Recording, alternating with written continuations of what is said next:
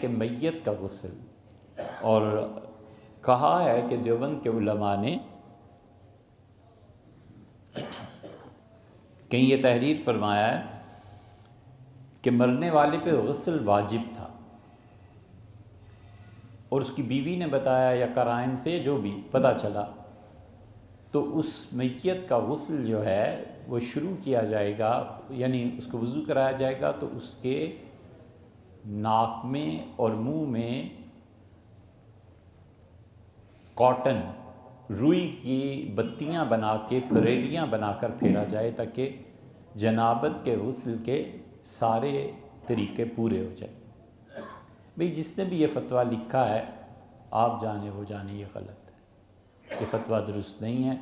جنہوں نے بھی لکھا ہے ان سے تسامح ہوا ہے۔ حنفی فقہ کی بعض کتابوں میں اگرچہ یہ بات آئی ہے،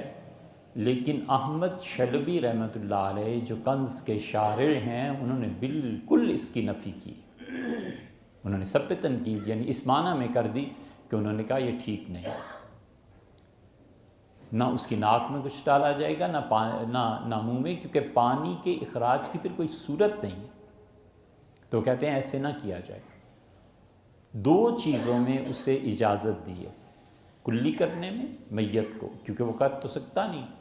اور ناک میں پانی ڈالنے سے، یہ دونوں سے میت مستثنیٰ ہے۔ اور تیسری چیز کہ میت کو جو آپ نے تحریر فرمایا ہاتھوں سے اس کو شروع کیا جائے، میت کو ہمیشہ چہرے سے شروع کرتے ہیں، ہاتھوں سے نہیں، سب سے پہلے اس کے چہرے پہ پانی ڈالتے ہیں اور اس طرح کیا جاتا ہے۔